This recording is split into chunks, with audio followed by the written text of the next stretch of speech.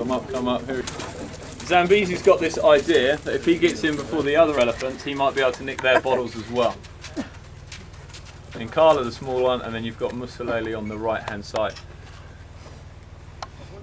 So a little bit about each elephant. So I'm going to jump around with different stories, and feel free to ask any questions at any point. If we start with Zambezi, Zambezi was rescued in the Lower Zambezi National Park.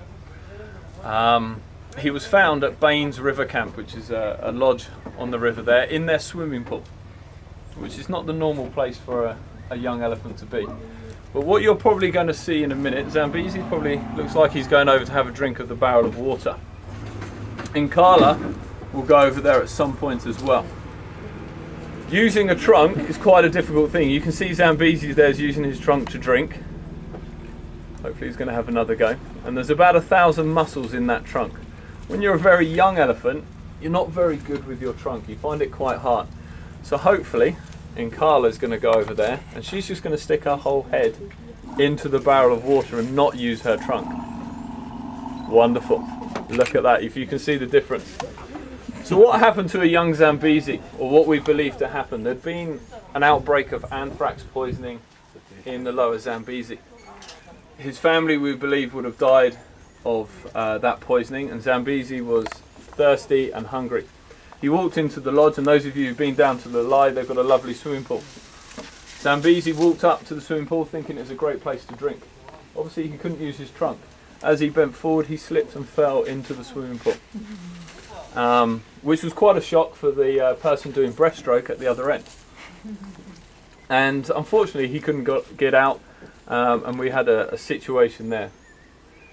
Elephant Orphanage Project was contacted, and we sent out a team down to the Lower Zambezi to rescue.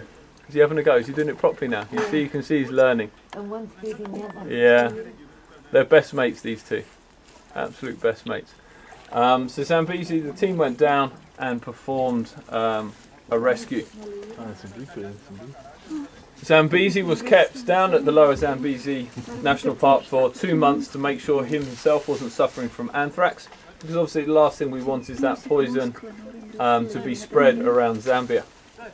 Given the all clear, he arrived at Lilayi Elephant Orphanage, and he was about knee height to me, weighing about 100 kilos, very, very small. Zambezi's now over 600 kilos in weight. And he's grown that over the last 3.5 years that he's been with us. And he's now getting very close to moving to Kafue National Park. If we take Nkala's an elephant which we're quite proud of, and it tries to highlight the work that we've done. One of the ways that elephants are affected is by what is known as human-elephant conflict. Although the word conflict suggests a war, the elephants aren't really having a war with humans. It's just that unfortunately they come into contact with each other, and often it ends up, look at that scratch. He's such a boy, Zambezi. They often come into conflict with humans over space and resources. Elephants love to eat. They'll eat between, fully grown elephant will eat about 100 kilos of food a day. That is a lot of food. And they eat and they eat and they eat as they walk around browsing. And they'll travel great distances during the day and through the year, making sure they've always got food. An elephant might come along and see a farm. That farm is like the best restaurant you could ever come across. It's got all the food in the world. So rather than walking from tree to tree, the elephant will come to the farm and say, well, I can get all the food I need for the next 2 days just from this field. Obviously that upsets the farmer. The farmer doesn't want to lose all his food, and if you can imagine how quickly, if we had a herd of 20 elephants, 30 elephants, they could quickly destroy a field with all that food. So some kind of conflict happens. Sometimes it can end up in elephants being shot. Sometimes it can end up in the elephants being chased away.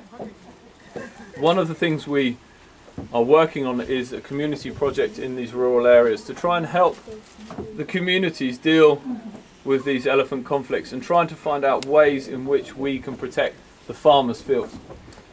Looking at decoys, deterrents and methods that will keep them away, which we are now starting to become very successful.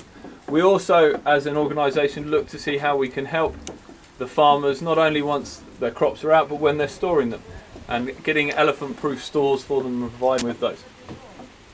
But anyway, what happened with Kala was he arrived at one of these villages with the elephants hoping to get their restaurant of food. Luckily, we had been working in that area, and we said if elephants do come, please move them along in a safe way, don't shoot them, don't harass them. The elephants disappeared, unfortunately, and Kala was left behind. We're not sure exactly why, but she was found in a herd of cows. She must have got disorientated as she came through the area. The family didn't come, but the community, rather than what would have happened in the past, where the Nkala would probably have been killed and used as food, the community realised that we need to support these elephants and contacted Game Rangers International, and we went and rescued Nkala and brought him here, I should say. I shouldn't call her her, she's just too cute, she should be a girl. So that's Nkala's story. The last story, which brings in our anti-poaching work. As I'm sure many of you are aware, elephants, among other animals, are in very, very big danger from poaching. Approximately 30,000 elephants a year are killed in Africa.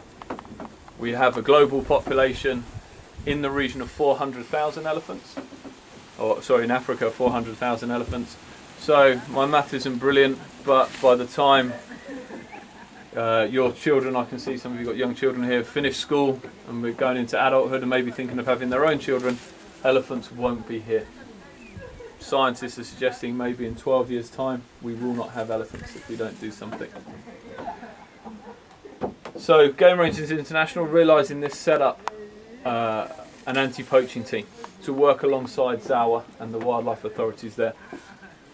The job of this team is to respond to incidents that may be reported and also to patrol in the Kafue National Park. On one unfortunate day, gunshots were heard in the park.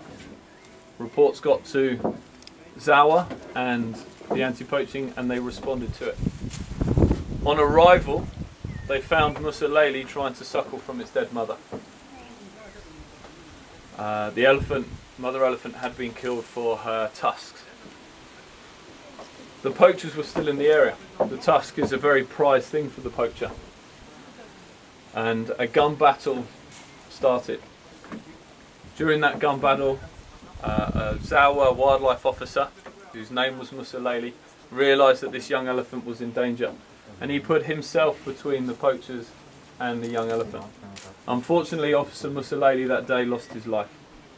But in memory of that very brave man and those brave men who every day in the parks of Zambia and across Africa who are risking their lives, Musalele will be forever remember that officer. So it highlights that the dangers that people are trying to protect our wildlife go through. That is obviously Musalele's story. He's now here, he's very healthy, and he's for us a very special elephant, and for many of the people who work for Game Rangers International.